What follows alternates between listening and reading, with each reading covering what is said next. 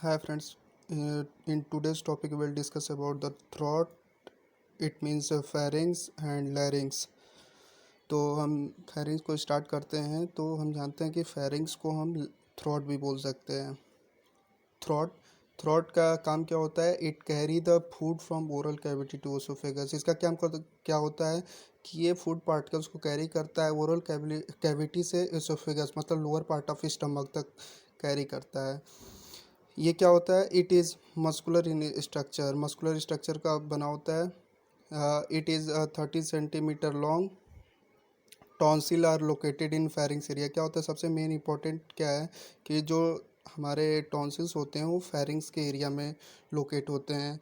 अब हम types of pharynx पढ़ेंगे जो कि बहुत इंपॉर्टेंट है। जैसे कि हम जानते हैं 3 तरह के होते हैं।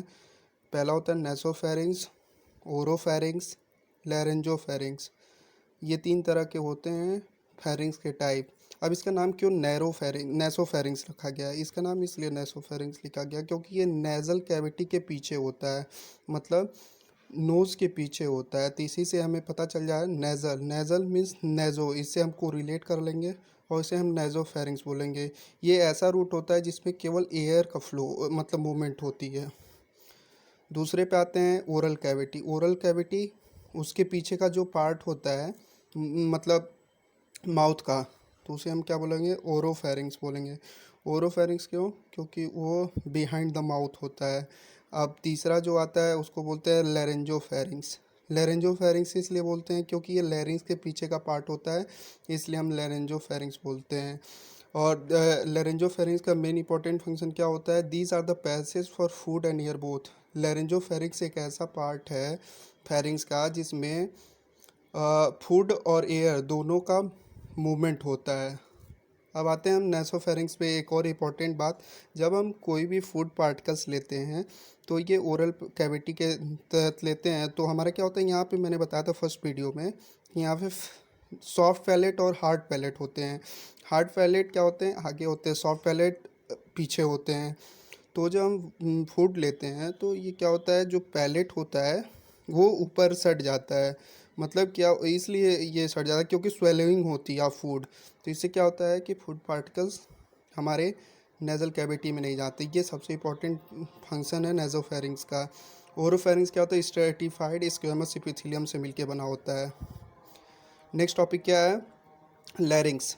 लैरिंग्स को हम वॉइस बॉक्स भी बोलते हैं, एडम्स एप्पल भी बोलते हैं। फंक्शन क्या होता है?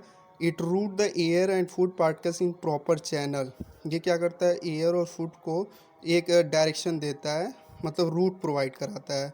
ये क्या करता है? हमारे हम बोलते हैं कि स्पीच में मदद करता है, मतलब वॉइस निकालने में। लोकेटेड इन्फीरियर टू, ये क्या होता है? इन्फीरियर टू फेरिंग्स होता है। It is form of 4 cartilage. ये 4 कार्टिलेज से मिलके बने होते हैं, थायरॉयड, क्रिकनॉइड और एटनॉइड। मैंने यहाँ 3 ही लिखा है, इसलिए लिखा है क्योंकि थायरॉयड कार्टिलेज एक होते हैं, क्रिकॉइड एक होते हैं और एटनॉइड 2 होते हैं, जिसमें सबसे बड़ा थायरॉयड होता है, उसके बाद एरेटनॉइड होता है। क्रिकॉइड क्या होता है? मिडिल पार्ट्स होता है। अब नेक्स्ट पार्ट में हम देखते हैं, हम स्ट्रक्चर देखेंगे इसका क्रॉस सेक्शन। जो कि हम जानते हैं कि थायरॉयड का स्ट्रक्चर होता है वो आई शेप का होता है। तो सबसे पहली बात कि आई शेप का होता है थायरॉयड, और ये lined by ciliated columnar epithelium, जो कि सिलिएटेड कॉलमनर एपिथेलियम से मिलके बना होता है। और जो दूसरा पार्ट है एरेटनॉइड, इसे हम एरेटनॉइड बोलते हैं। ये ट्रायंगुलर शेप का होता है, ये सपोर्ट करता है बैक सपोर्ट, मतलब इसको हम फोल्ड करके देखें तो ये सामने का पार्ट होगा। अगर हम एक पाइप शेप का बनाएं तो ये थायरॉयड आगे का शेप हो जाएगा, और पीछे एरेटोनॉइड जो कि सपोर्ट प्रोवाइड कराता है। और क्रिकनॉइड का क्या पार्ट होता है? ये प्रोवाइड कराता है हमें ये क्या करता है, ये क्या बोलते हैं, रिंग प्रोवाइड करता है। यहाँ लिखा हुआ है रिंग प्रोवाइड करता है लोअर पार्ट, मतलब लैरिंग्स के। अब वोकल कार्ड आते हैं। वोकल कार्ड हम जानते हैं कि ये इंपॉर्टेंट होता है क्योंकि हमें ये वॉइस प्रोवाइड कराता है, speech.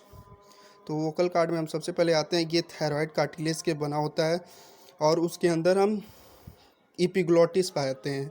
इपिग्लॉटिस anterior to the arises bilobe structure. ये बाइलोब स्ट्रक्चर हम देख सकते हैं कि ये बाइलोब स्ट्रक्चर है। और इट कवर्स द ग्लॉटिस। क्या इपिग्लॉटिस क्या करता है? ग्लॉटिस को कवर करता है। अगर हम ग्लॉटिस का स्ट्रक्चर देखें तो ये क्या होता है, वी शेप का होता है।